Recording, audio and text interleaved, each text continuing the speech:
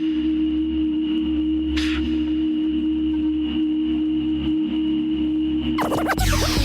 and gentlemen,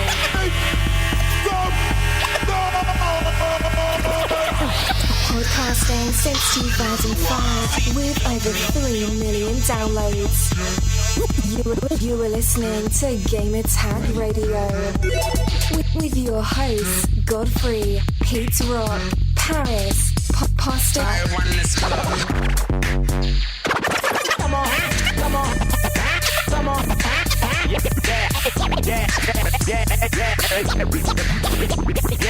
Please welcome your host. Welcome to Gamer Tag Radio episode 464. This is your host Godfrey, or you can call me Danny, whatever makes you guys comfortable. And also we have Pete Rock in the house. Welcome back, Pete. Your first show of 2015. All sick and simple. How you doing, sir? How you doing? Good. Happy New Year. Happy New Year. Absolutely.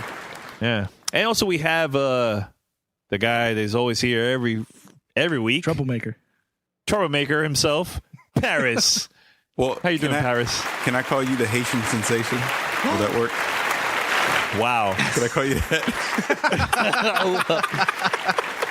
Shout out to. Oh, by the way, speaking of Haiti, man, I'm gonna watch this Coming Home Haiti documentary coming very, very soon. There's some from EFN and Garcia that went to Haiti, and they were looking for like hip hop, and they want to know like how it is the culture over there and everything, and that's coming soon. Very cool.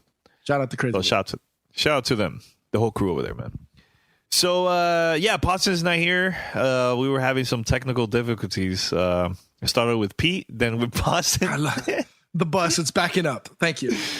Yeah, but it's all good. Bus but we'll be back probably next week, everybody. The whole crew. So yeah, guys, head over to gamertagradio.com, post your comments and feedback. Also listen to our past episodes and send us an email, fanmail@gamertagradio.com, or give us a call, 786-273-7GTR. That's 786-273-7GTR. Also, for the first time in 10 years, I'm going to mention this. This is something that I've been thinking about for a while now, but I decided to do it. We need your help, guys. If you would like to donate and help GTR pay some bills and maybe, use that for coverage in the future, make sure to go to our website, and we have a donate button. Just go there and put whatever you want. You want to put $1, $10, whatever you want. Just go out there and support GTR.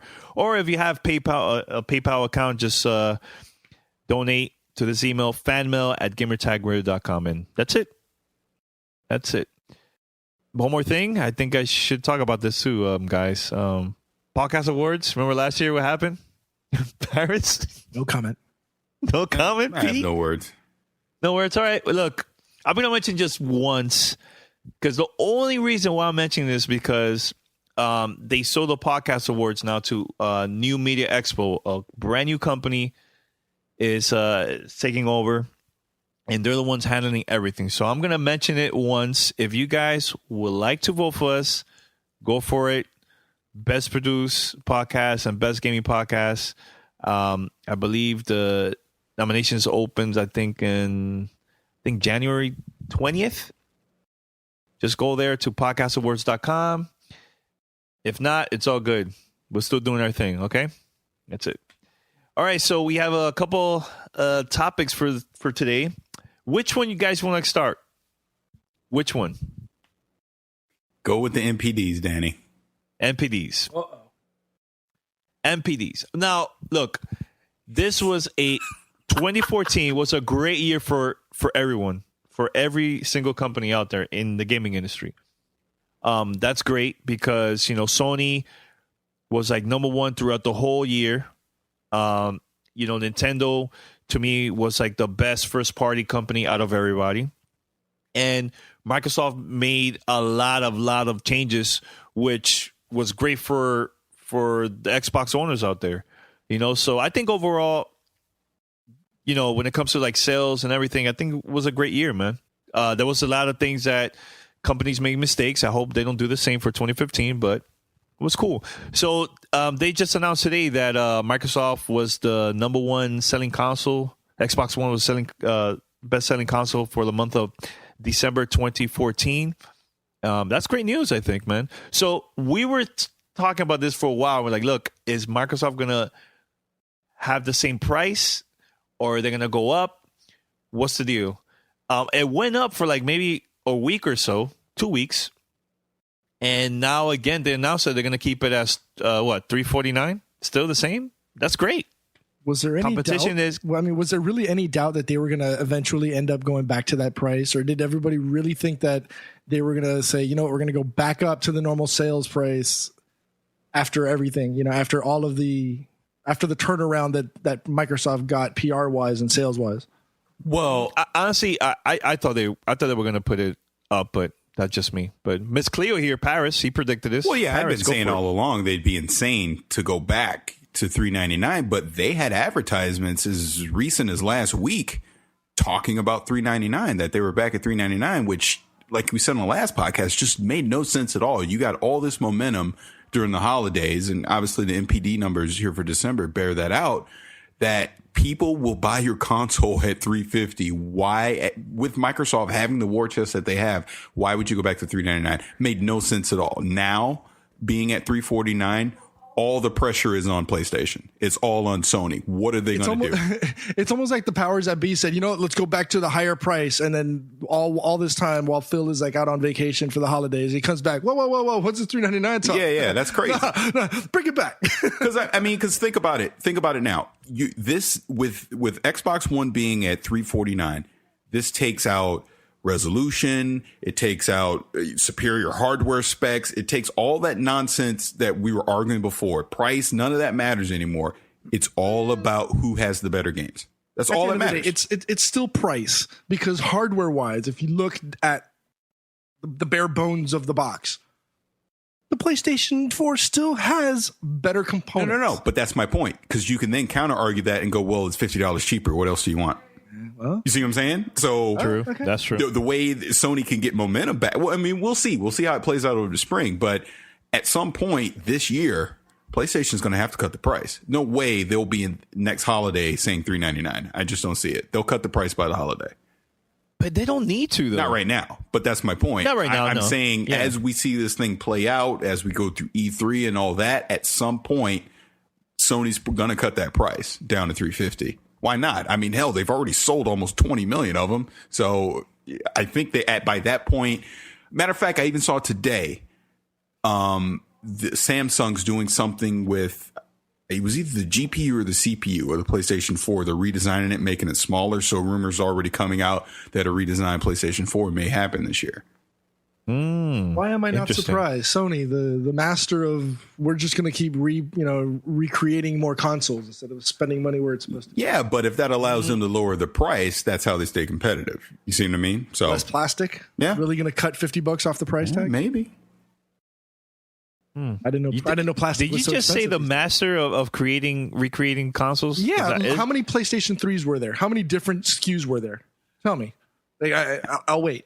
Actually, Pete. Well, Nintendo's done the same thing, Yeah, too. actually, Pete, especially what we just heard yesterday, I think Nintendo's the freaking crown prince of all that nonsense. Well, which it's true. They've been marketing the same box for the past 15 years. I am flat out refused on which DS I'm supposed to own. I have no idea. Let's talk about that, man. Because look, Nintendo Direct. I was very excited. I'm like, all right, this is the brand new year. Let's see what Nintendo's going to show. Like everybody knew they were going to announce the new 3DS because, in Europe they already had new 3DSs out there and stuff. Like for those that were part of the Club Nintendo, whatever. And I was like, okay, let me check it out.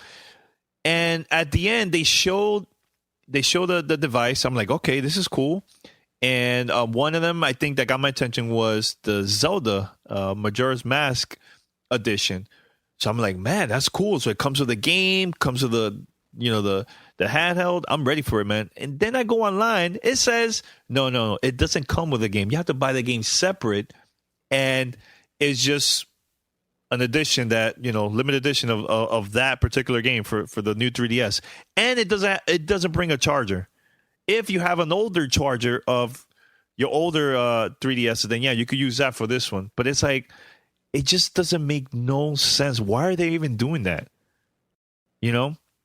I don't know, man. And here's the thing, too, that there's going to be certain games that is not going to work on the older models. You need to have the new one in order to play it. Yeah, just like I was telling you yesterday offline.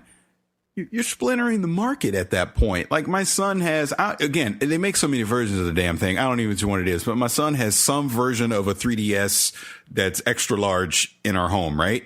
He loves XL, right? Whatever it is. XL. I don't know. They keep changing the thing, but I just buy new ones. yeah, I just buy them. So he loves it. He plays on it all the time. But like I was telling you, so you're telling me at some point there potentially could be a game that he's gonna want.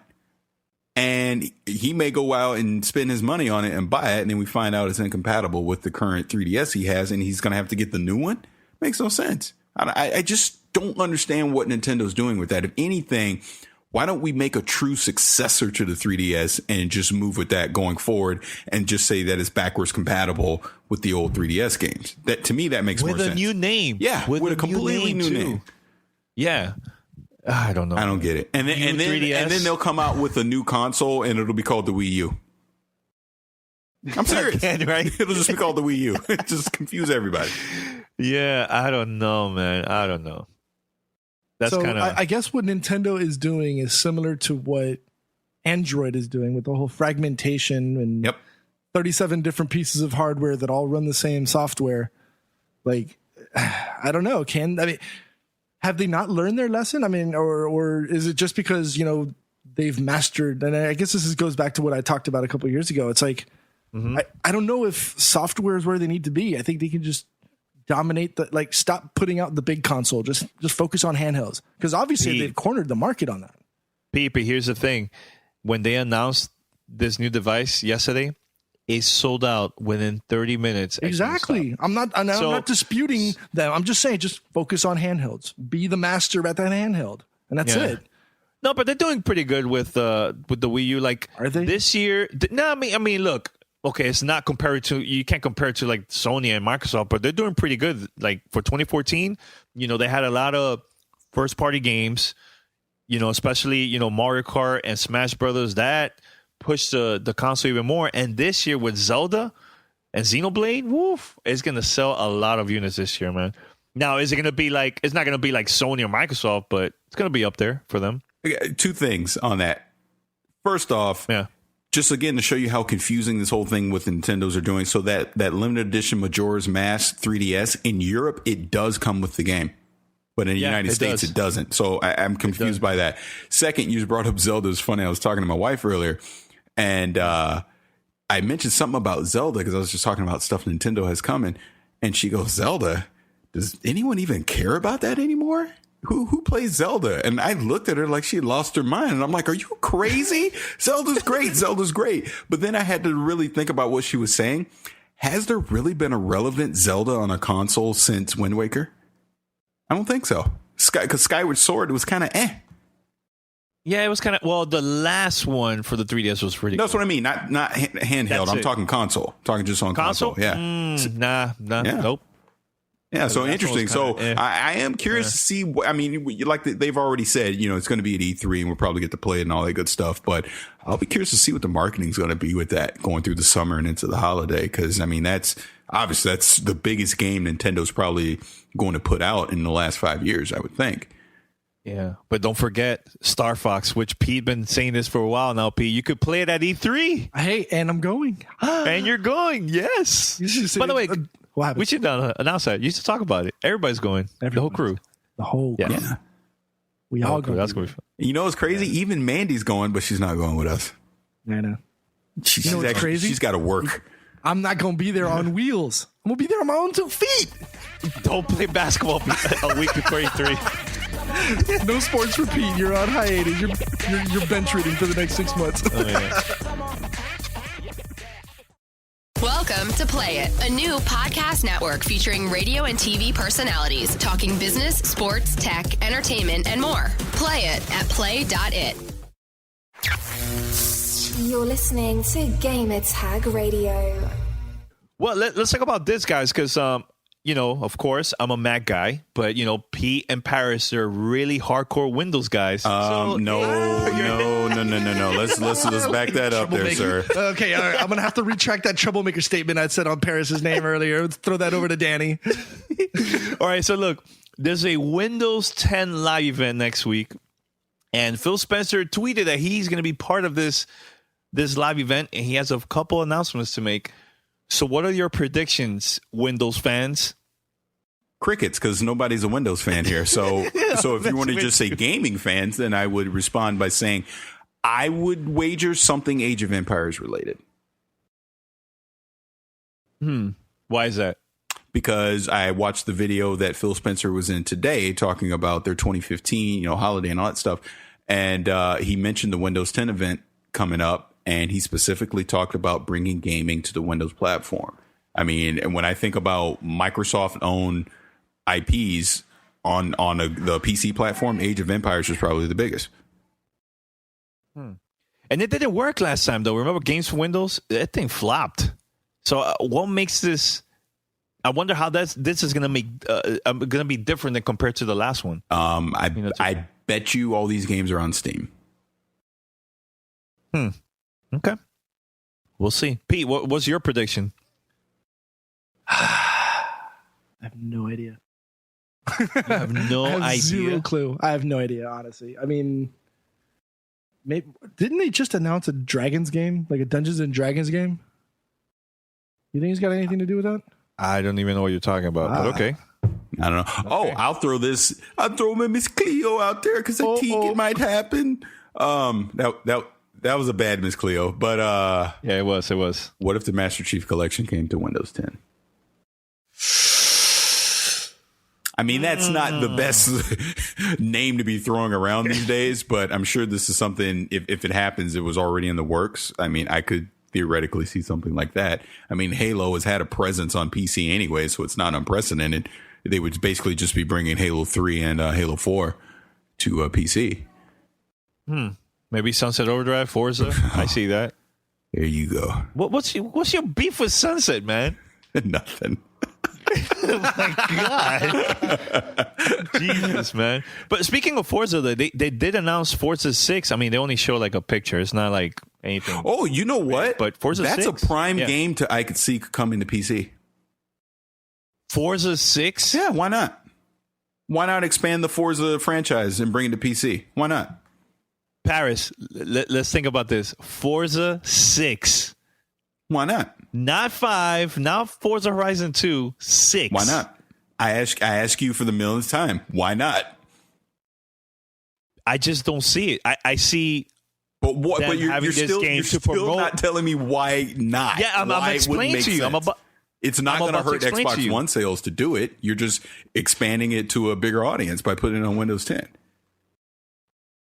I just don't see it. I don't see it. I see them having this game for the console and having the older titles maybe for Windows, but not a brand new game. They want to push, Xbox One. They want to push that. But here's my argument on that. Anyone that would pick it up on Windows 10 wouldn't be buying an Xbox One anyways. That's why I'm saying that. Okay. I don't know. We'll see. Maybe you guys are right. Maybe I'm right. Who knows? Well, I'm the only one saying it. Pete didn't say anything, so Pete fainted. He's excited about Windows 10. He's fainted a long time ago. I'm still not impressed with Windows 8, and I've been playing with Windows 10 on and off on a VM on my laptop just to get used to it. The only thing that I'm going to say is cool is the right click paste when I'm in command line. That's it. This is Gamer Tag Radio. Voicemail 786-2737-GTR. Paris, let's talk about this, man. What was the big beef last year with a lot of PlayStation fans dissing Xbox last year? Was the whole 60 frame per second thing? Remember that? Yeah. I think it was. They were saying it wasn't 60 frames for Assassin's Creed and for a couple other games. I can't remember. Right. I don't even think Assassin's Creed can handle 30 or 45 frames. Danny, I know where you're going with this, but I'll ask you this question. I'll just cut you off at the pass. Why even get back into that debate again? What does it matter? No. I'm wondering why people care so much about this. Naughty Dog, they're saying that they're not going to push Uncharted 4 to 16 frames per second because they feel like if 30 frames per second is going to work for their game, they're going to keep it as that. And you know what? If it's not going to mess up my gaming experience, do whatever you feel like. That's their creation. That's their thing. You know, so I don't know why the fans of Uncharted are getting like all mad just because it's a brand new game for a next gen game for PlayStation 4. I just don't see an issue with that, man, at all. You know, I just want to bring that up. No, and I mean, it's, you know, I think I'm pretty sure I brought this up on the podcast before, but like playing through The Last of Us Remastered, they gave you the option to go with 60 frames per second or 30 frames per second. I wound up going with 30. It just felt better playing it in 30 versus 60. It seemed, why? It almost seemed, and I know this is weird to say, but it almost seemed like too smooth. Like it lost that cinematic feel going to 60 frames per second. So it just I felt more comfortable playing it in 30. It just seemed more like a cinematic game playing it 30 frames per second. And I know a lot of people have railed against that because, like, I think with Assassin's Creed Unity, that was their argument for not going 60 frames per second. It was more cinematic. But I kind of think in some instances that is actually true. You know, you get a more cinematic feel doing 30 frames per second versus 60. And kind of like what they're saying with Uncharted, why limit the experience that you could have over frames per second? If scaling back that game to 30 frames per second allows it to be the game that Naughty Dog wants it to be, then let them do it. Who cares? Yeah, Doesn't exactly. matter. Yeah. And I'll support it. I'll buy that game. Definitely going to read a question that somebody asked us about Uncharted 4. I'm going to read it during the fan mail. Pretty good question. So I want to get your feedback about that. So, Pete, very quick, man, before we read our fan mail, because we have a lot of emails. Talk to me. Alienware Alpha. Tell us about it, man. All right. So the nice folks over at Alienware were gracious enough to hook us up with an Alienware Alpha. An Alienware Alpha is a mini ITX gaming PC. It was originally intended to be what I think I called a couple episodes ago vaporware, the vaunted Steam OS machine, which still hasn't come to fruition. But I think manufacturers were quick to jump and didn't want to lose any traction on that whole Steam machine concept with consumers. So they came up with a Windows 8 version, kind of like a gaming console that doubles as a PC. So what Alienware did is they created a mini ITX. It's a small box. It's like 2 inches by 8 inches, which if you really think about it, it's probably a quarter of the size of an Xbox One. So you could stack 4 of them, like 2 stacks of 2 side by side, and it's about the size of an Xbox One. The version that I got comes with an Intel Core i3 Haswell, 4 gigs of RAM, 500 gig SATA 3 hard drive, wireless, gig Ethernet, 2 USBs, Windows 8, HDMI in and out, 4K support, and also has a custom NVIDIA Maxwell GPU. It's a 2 gig video card. And if I'm getting a little nerdy on here, please excuse me, but PC gamers apparently want to know this. So Danny, you can step away from the show for a little bit and come back later. All right, guys, take care. Right, I'll be right back. So I set it up. I hooked it up into the house. I put it up on my big screen in the living room, and the setup was fairly easy. I mean, you have an option. You can use a controller, which it comes with an actual Xbox 360 controller that already comes mated to the box, or you can hook up a PC keyboard and mouse, and you can navigate using that. The cool thing I will say about this is it gives you the option, so you're not always stuck in what they call their Alienware Alpha mode. So what their Alpha mode is a automatic GUI that runs Steam Big Picture. Steam Big Picture is pretty much a big screen console, I guess you could say, GUI for a video game PC. Because PC games are not just something you can run around with your controller, there's other games that don't support it. You can swap over to what's called desktop mode, which literally you're on a big screen TV with your computer hooked up to it, so your mouse is really small, and it gives you an opportunity to do that. We were able to throw on League of Legends on there and play League of Legends on the big screen. It was pretty fun. as fun as it could be when you go 1-15 in the game, but that's a different story altogether. Oh God. Okay. Other than that, the version that I got, which comes with the i3 and only 4 gigs of RAM, wasn't able to support ultra settings on a couple of the games that I tried. So I don't know if maybe that's because of the low amount of RAM on there, or if it's because of the custom GPU that comes with it. If it wasn't able to handle that, but every game that I played on it with under high settings played flawlessly. It played and looked great. No stutters, no jitter, no screen jags. Looked and played great. Unfortunately, that's the custom GPU is the only piece that you cannot swap out or customize on these boxes. It's actually welded onto the motherboard, so you can swap out the hard drive, you can swap out the chip, and you can increase the memory. But unfortunately, you're stuck with the custom GPU. That actually has a lot to do with the small form factor. It's also very, very low power. I think it only pushes out 13 watts at full load. So if you're running it on high on any game, it doesn't get hot. It doesn't get loud at all. I mean, I played it in my living room. Granted, with bigger speakers, you tend to not be able to hear those things. But it was refreshing not having to worry about hearing fans fly, nutso all over the place. Some other cool features, and it's more aesthetic wise. You can control the LEDs on the front face of the box.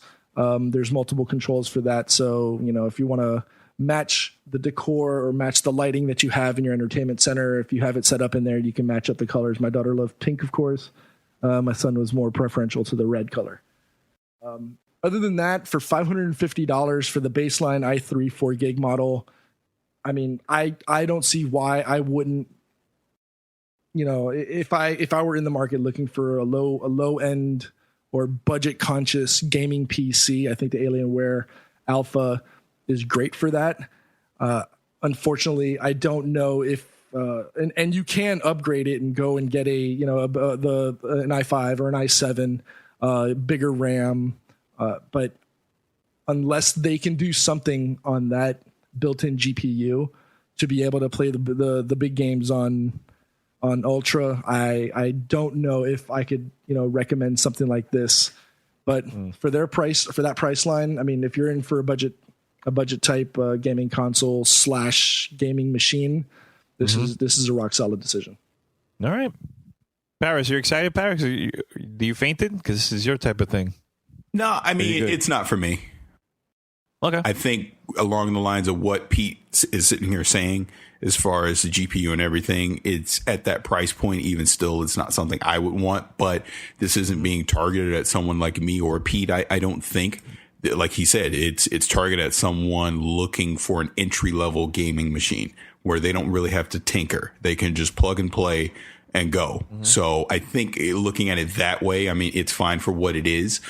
Unfortunately, I think Valve left Alienware and some of these other companies kind of out to dry because they're expecting SteamOS to be out right now.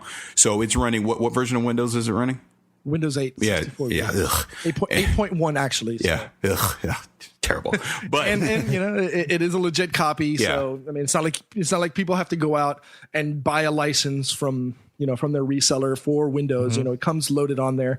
And I do have one correction I have to say. It's 130 watts at full load, not 13 watts. But it is, because of the small size, it doesn't. I mean, if you really consider 130 watts versus a standard gaming desktop's, what is it? A minimum 750 to 1,000 watts on a power supply and higher, depending on the size and bulk of your machine. I mean, 130 is really nothing. For storage options, it comes by default with a 500 gig hard drive, 7,200 RPM. I actually did look that up. And you have an option of upgrading that to 1 terabyte or 2 terabytes. The memory you can upgrade standard from Alienware at 8 gigs. And the processors, obviously, you can go to a Core i5 4590T quad core, or you can go to a Core i7 4765T quad core. And here's the thing, like Pete's naming all these upgrades and everything. I guarantee you by the time you throw some of that stuff in, my recommendation would be if you aren't afraid to build your own PC, go build your own PC because it's going to be a lot cheaper and you're going to be able to build a more powerful gaming rig doing it that way. I will say, though, opening it up, because I did open it up because I had to look inside and see what it looked like. Right. It's not that hard to swap out these components. Again, if you're entry level or you have some experience, but you're budget conscious, and you know it's not like you can go and you can drop $1,000-$1,500 on a top of the line gaming PC that you want to build. This one already has all the components connected and put together. It's literally just pulling out SIM card or a video card, not video card. I'm sorry, a RAM chip or a CPU and slapping them in there. You can go from an i3 to an i7 and have no problem. Swap out your RAM, swap out your hard drive. Your problem is still going to be at the end of the day. I think the big problem is going to be that video until they can upgrade that to something else. You're kind of, and if you want to think about it, it's kind of like what they're putting in tablets now, this NVIDIA Maxwell GPU. It's something similar to what you would have on, like, I guess a Samsung Note 4 or one of their tablets. It's something comparable to that, where it can handle that 1080p signal. But if you've got a lot of stuff going on a big graphics, heavy graphic type game, it's going to stutter. I played Sleeping Dogs on it, and it looked phenomenal on hard. On ultra, though, it was near unplayable. Okay. I would like to say just one last thing on that. You cut me off, man. What's wrong with you? Hey, welcome to the club, buddy. A little birdie told me, and I know some of it's been out in the news already, but a little birdie told me, he tweeted in my ear, that Valve has some big plans for GDC as far as SteamOS, that controller, and all that stuff goes. So I think I would almost look at what Pete has as far as the Alienware box goes as a preview to what the true Steam box is going to be. And but Miss Cleo, again, I'm going to predict we will get the real Steam box this holiday, especially after what I know. So there you go. Yeah, I'll wait and see. Not like you're going to buy it anyways, Danny. So it doesn't matter to you. You have the hate relationship with Gabriel. You'll buy another Xbox before you buy a Steam machine at full price. Yeah.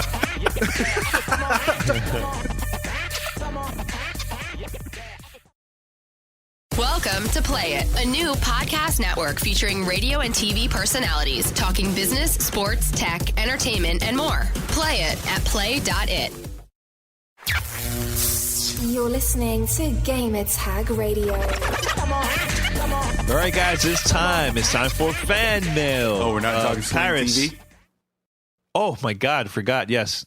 It's time for Sling TV. Waka waka. All right, so Paris, Sling TV. That was the biggest news coming from CES.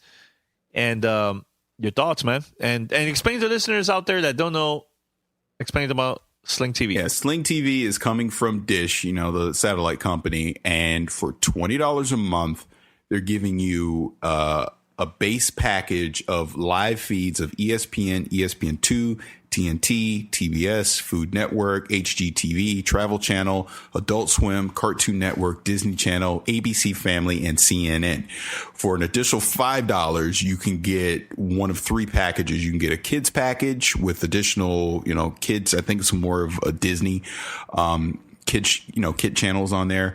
You get a news package, which has like headline news, cooking channel, Bloomberg TV, DIY network, stuff like that. And you get a sports package. What they haven't said exactly what it's going to be, but it sounds like it's just going to be additional ESPN channels and maybe some other stuff.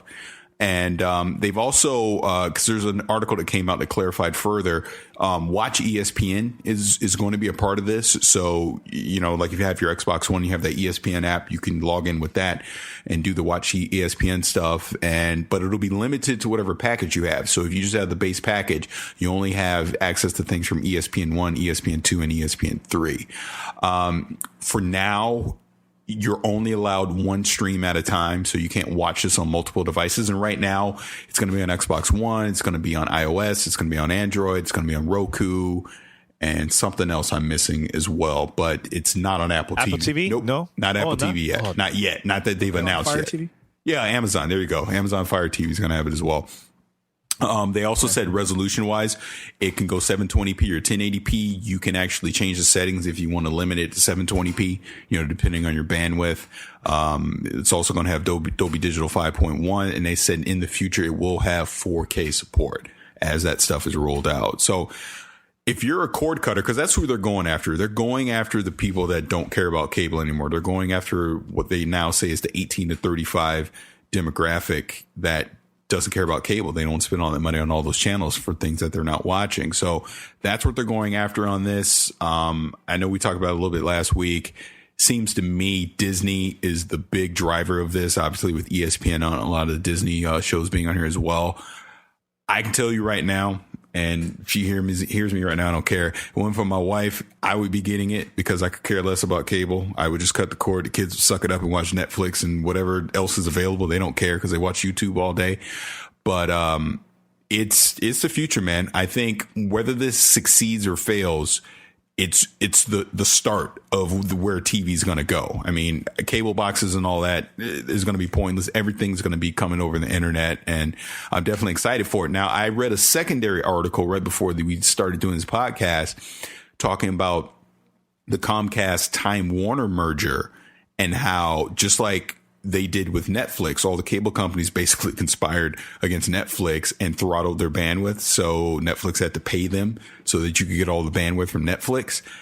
Don't be surprised if they do the same thing with Dish. So that's going to be something to look out for in the future. But this being a gaming podcast, I would just say for Xbox One owners, there's going to be a free month of this when it comes out in the next few weeks. Take advantage of it and check it out. I would say if you're not locked into your TV contract, do this for a month, see if you can survive with just those live channels. And I would cut cable because I just think it's ridiculous to spend that amount of money. And also, not every channel on this will do it, but some, even though there's not DVR support, some will allow you to go 2 and 3 days back and be able to watch shows from previous days. So I think that's pretty cool as well. That's really good. And for that price, whew, yeah, that's awesome. Yeah. I'm definitely going to try it out because, I was been thinking about getting or not. I mean, I stream a lot of videos. Like I'm using, the WWE Network and Amazon Prime. I've been using that a lot. So I'm curious about it. What about you, Pete? You see yourself doing that in the future, cutting cable? And I'm almost there, honestly. Yeah? I really am almost there. I'm so close. I have the Xfinity X1 entertainment system here at the house for now, and that's because I wanted a little bit more. But now that I've got my FreeNAS up with running Plex and movies and all these other things, carte blanche, once that's lit up and ready to go, I want it. I want the carte blanche ability to say, I'm either going to go with just this or I only want 4 channels. The Sling TV is a great introduction to that whole opportunity. I want a little bit more granular control over what I want. I pay for 400 channels, but I maybe watch 15, 20. Yeah. So if this is a good way to do it, maybe, I'm a year, I'm not even a year. I'm 4 months into my 2-year contract. So I'm kind of, stuck like Chuck for now. But once that contract comes up, I think by then though, that carte blanche order what you want versus, here, take everything, is given. I will say that Mandy did come up with a very valid argument though when we were talking about this about a week ago about how this kind of cuts out those smaller channels from getting that visibility, so you don't know what kind of programming you're missing out on. Because there's a lot of times where there might be nothing on TV, and I might just randomly smack a channel on, and there's something that actually piques my interest, and I get stuck watching it. And there's a new fan of a new channel and a new show. Whereas you won't get that because you're only stuck getting those 15 channels you actually bought or you're actually paying for. So there's some give and take. There's some good and there's positive and cons to either way. So, I mean, here would be my counter argument to what Mandy said, and shout out to Mandy because we love her. I added it up, and I was just saying, like, if I were to do this, I would probably add on the sports package. So let's just say that's $25 a month, and HBO is going to come out with a streaming service. Let's just say realistically it's $15 a month, right? I think to me that seems about fair. Add that in with Netflix, add that in with Hulu. I'm paying $61 a month. to me, that's more than worth it. Add in my cable bill, my internet bill, I'm paying about $120 a month. I'm fine with that. To me, that seems reasonable. I have virtually access to everything I would want to watch anyways. I have access to sports. I have an antenna on my roof, so I'm getting local channels too in HD. So I'm watching all that. To me, that's just the way to go. It really is. And I think if anyone's in that situation to be able to do it, that's absolutely the thing that you should probably be looking to do in 2015. Now, here's the irony with me. I got pissed off at Verizon, so I canceled my FiOS service. So I'm switching my internet this Saturday to Time Warner because they had a pretty fast package at a reasonable price. And I'm actually going back to DirecTV. So I'm getting discounts and all that the first year, which is fine, but I'm locking myself into a 2-year contract by doing that. So it figures Sling TV comes along right when this happens. So I can't even test it out and try and see if I can get my wife used to it and then convince her to just completely cut the cable because I'm going to be locked into this contract now. So I'm stuck for 2 years, no matter what. But I hope this is the start of something so that when I am able to just completely cut the cable, I can, and there'll just be a great service there waiting for me. Definitely, man. All right, so I think it's time, right? It's time for fan mail. Fan mail at gamertagradio.com. All right, so guys, look, this is what we're going to do. Pete, go get some emails for you. Paris, same thing, and I'm going to read one too. I don't have any. Well, go look. I don't. I delete them. I don't have them. Really? Yeah, I figured you got it. I'm like, oh, you'll have it. Nah, I like a clean I never inbox. delete it. Oh God! I'm kidding. All right, I'm so kidding. here's hold on. I have. well, here's one. Here's one that I think you guys will I like. want to do the Guru 007 Game of the Year one. Can I do that one? Okay, yeah, all right. Yeah, you can read that. But I'll read this one first. So here it goes. All right. This is from Johnny Boy. Hey guys, this is Johnny Boy from Gamer Nation Radio. Shout out to them.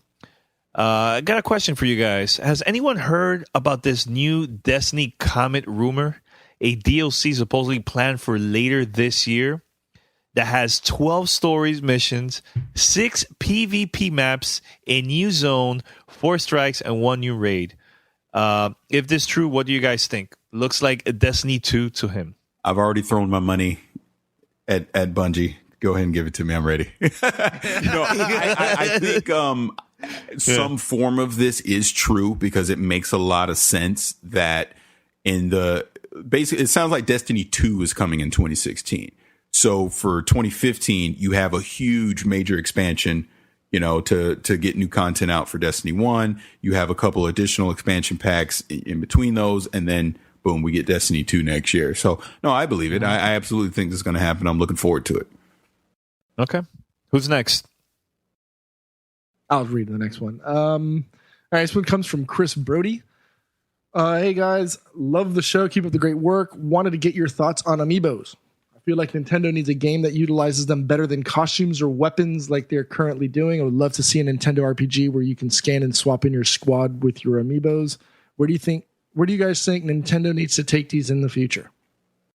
They need to add more games. I gotta see more features. There's not really much you could do with it, but it's selling like crazy. That's the scary part. So yeah, it's selling like crazy. So I mean, I think right now there's some amiibos that's been selling for $40 to $150 on eBay. So it's cool they're selling a lot, but I would like to see more games use those amiibos and see a lot more features and stuff. Because for me, I don't see the point of me buying that.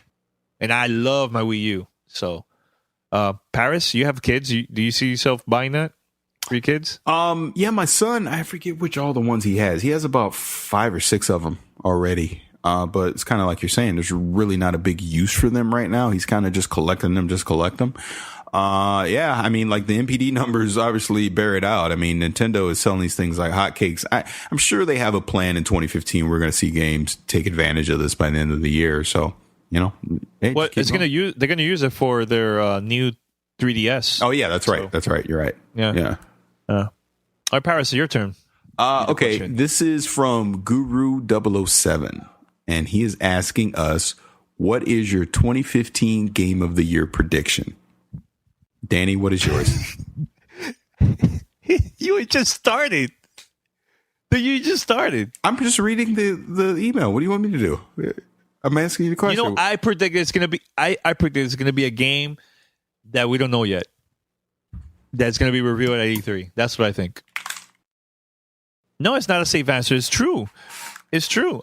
You know what it is? Like, I want a game, like, for this year, I want a game that is not the same game that comes out every year. That's, you know, a game of the year. I want something new. That's all. Well, I have a prediction. What's your prediction? Battletoads. You know I'm right. Hey, speaking of that, because I know that was another email we got. I just don't have his name in front of me. I guess you could find it real quick. But he was basically asking us to elaborate on Ken Lobb on the Inner Circle podcast, discussing Rare's future and the fact that, you know, they want to bring back Perfect Dark. They want to bring back Banjo and all that. And we will eventually see these games, but not necessarily this year, which goes back to last week when I told you I don't think we'll see Battletoads this year. I think we'll eventually see it. We just won't see it in 2015. I think Rare this year will be focused on a new IP. It makes a lot of sense. Get a new IP out there from Rare. Show that Rare still has the magic that everybody remembered from 15 years ago. And then bring back Banjo and Perfect Dark and all those good things. And I like what the guy was saying about kind of elaborate more on or what Ken Lobb was saying, excuse me, you know, more why is Joanna Dark? Let's get more into her history and her past versus just making a straight up first person shooter. Yeah, I would definitely love to see that from Perfect Dark. Yeah, well, like I said, they are going to announce it this year, but some of them is going to come out this year and some of them next year. And I still stick with that prediction. No. No? Okay. No. All right. We'll see. No, I'm just saying they won't announce Battletoad. Look, Danny, I'm just going to say it on the podcast so everyone listening can know what I told you offline. When you get on the plane to come out here to LA for E3, have a pit stop in Tallahassee. You'll get a good couple hours. You can go up to Governor Square Mall. You can go pick you up some sweet Florida State gear, and then you just be ready. So as soon as they don't say anything at the Xbox press conference, you can change right there at the press conference, and we can be good to go for the rest of the show.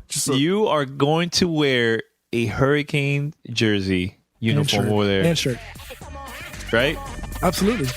He is gonna wear that. I'm telling you, track pants, even the flip flops. I got the flip flops. I'll bring the flip flops. You got it? Okay, bring it. He's gonna rock that at E3. It's gonna be beautiful. Welcome to Play It, a new podcast network featuring radio and TV personalities talking business, sports, tech, entertainment, and more. Play it at play.it. You were listening to Gamer Tag Radio. All right, I'm going to read another question. This is from Kevin. He's from Ohio. Shout out to Kevin.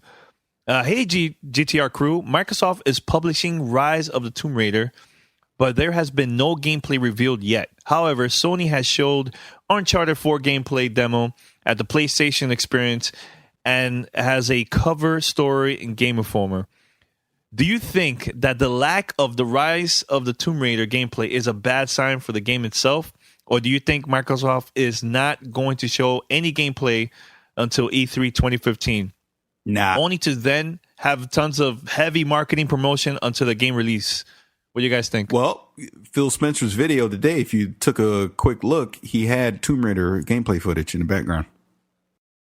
Yeah, he did. Yeah. So, I mean, I personally think they're just waiting until E3. I mean, they're just going to show all that stuff off at E3. They're, you know, like you and I were talking the other day. I mean, the two big games from Microsoft is going to be that Tomb Raider and it's going to be Halo 5. They'll take, you know, the bulk of the stage time during that press conference. And Forza. Oh, yeah. And Forza well, 6. they show that at Windows 10 when it comes to PC. You hear that? All right. But I don't see, like, look, it's good that Sony is marketing and showing this game early. I don't see an issue with that. But, I mean, do you think there's a reason why they're showing it early? Yeah, because they didn't have anything shown in 2014. So they were like, look, hey, look, here you go. This is what we've been working on. So that's why they showed that at PlayStation Experience. It made a lot of sense. And it's so visually impressive. It just it was showing PlayStation fans that, yeah, this is what you spent your $3.99 on. These are the type of games you're going to see in 2015. So that's why, you know, The Order and Uncharted were a heavy emphasis at PlayStation Experience. Made a lot of sense. Interesting. Pete, anything you want to say? No? Nah. Okay. Next question. Who wants to read the next question? There's more questions? Dude, there was a lot. Well, the other one I already did when I brought the Ken Lobb stuff. That was the other one. I don't have his name in front of me. What about the ESO Online? Oh, yeah. We got that one, too. Read that. Yeah, that one's new. Okay, I'll read it. This is from PJ. And he's like, what up? This is PJ from Denver, Colorado. You guys hear any word on a release date for Elder Scrolls Online for PlayStation 4? I heard some rumors that it might become a free-to-play game. Yeah, it's probably true because no one's buying it. Hopefully that ain't true. Sorry, I think it is true.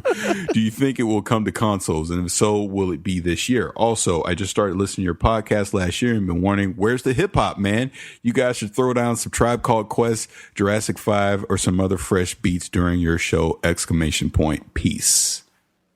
Yeah, Pete, what's up with the hip hop, man? What? Whoa. Are we really going to cover this again? No, all right, no. PJ, apologies. We had a discussion about this a couple of weeks, actually a couple months ago. We stopped playing audio in our show, what, a year and a half Not audio, ago? music. You Or mean music. about a year and a half ago. Stop playing audio. You're watching videos, guys. There's licensing issues, unfortunately, and unfortunately, as much as we'd love to, we can't. I don't know. Maybe I'll get inspired and throw out another GTR hip hop mix. Yeah, for the app users, right? For the app users, we could do it. But unfortunately, We'll see. we can't be playing some hip hop with curse words and bang bang gangster stuff because some people don't agree with it, and we try to placate and make everybody happy. Yeah. So. Well, I'll tell you this. Like next week, I'm gonna interview DJ EFN. That he's working on an album that's coming out in March. He's a really well-known DJ from Miami, and he worked with a lot of artists throughout the year. So this is going to be his first album. So he invited me to the studio, and we're going to be like one of the first ones to listen to his album, and I'm going to listen to it and talk about it and sit down. I'm going to sit down with him and ask him some pretty good questions about working with some of these artists. I can't mention who it is yet. But I will during next week's episode, so stay tuned. It's Tupac. It's Tupac? Yeah, he's in Tupac. He's in Cuba. It's Biggie. This is from Enzo. You read this, Paris? From January 12th. Talk about Halo. Yeah, go for it. All right, here goes. All right, what's up? What up, guys? He said he's a new listener and has been listening to the podcast for 2 months now.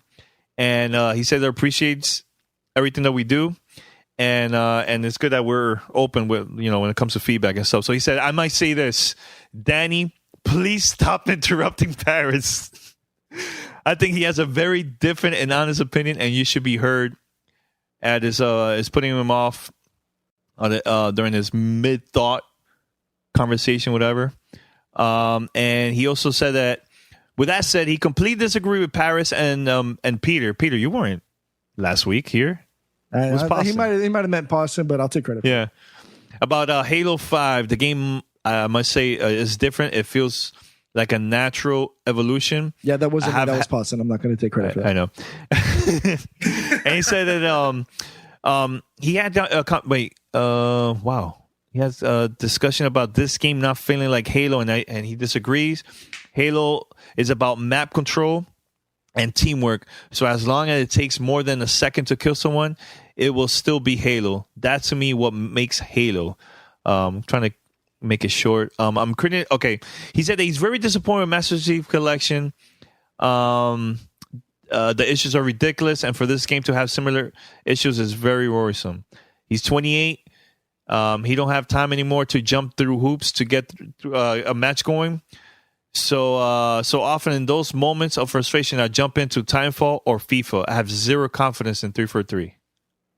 Well, apparently he has not played Killzone or Battlefield because that's what real men play. No, I'm just kidding. That's an inside joke. But no. First of all, thank you, because Danny does cut me off a lot, and it's kind of ridiculous. But no, you love it. No, I know. But as far as and this is just to him. This is to address everybody on Twitter and people messaging me on Xbox Live and all this other crazy stuff. Look, I am probably the biggest Halo fan on this podcast. If not, I'm close to it. I love the franchise. I have from the get-go. I always will. It is my love of Halo that makes me ultra critical of what they're doing. I may not necessarily like the changes that they're making, but you do, and that's okay. It's called having opinions. We all have opinions. I am no more right than anyone else, and vice versa. But guys, ladies, don't take it so personal. I mean, people are getting straight up just mad online. Yeah, it's ridiculous. I did not like the Halo 5 multiplayer beta. Keyword, beta. This is not the final game. It could very well change by the end. And like, I will stand by what I said last week, and I'll reiterate it again. They now need to re-earn my trust, because 343, through the Master Chief Collection and into what I've seen with the multiplayer beta, they've not shown me that they are the ones to carry Halo moving forward. I need to see more. That's all. I don't think there's anything wrong with me saying that, you know? But guess what? Regardless of if it proves it to me or not, I will probably still be a dummy and go buy it when it is at launch, no matter what, because it's Halo. The hype will be big. I'll probably still play it. I'm still going to know where the story is going to go, so I'm still going to want to play the campaign. Multiplayer, that's a different story. I didn't play Halo 4 multiplayer. I played it for a week, couldn't stand it, and I never touched it again. So if Halo 5 multiplayer isn't what I want it to be, I probably won't play that either. But again, that's okay. It's my choice. You know what I mean? Look, and I want to say this just overall, because this is part of some of the feedback, some of the things I've been answering offline. Our opinions should not make you feel bad for your choice of gaming entertainment. If we like something and you don't, that is okay.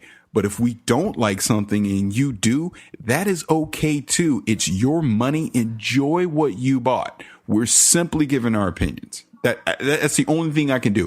One thing you guys listen to this should know, I'm never going to lie on this podcast. I will always give my honest 100% feedback on a game, because if I like it, I like it. Good or bad. And you're doing it again, Danny. No, I'm not.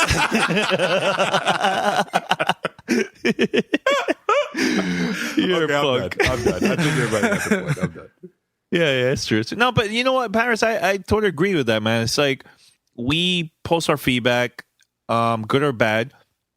And I know there's going to be people that they're not going to agree with us, you know, all the time, but it's cool. Like, I just don't want people to take this so personal. Like, I don't know why they take it to the heart and get mad, and they get frustrated and start sending crazy messages to us on email or on Xbox Live or PSN. You know, it's like, come on, guys, this is gaming. We should be having fun with this, man.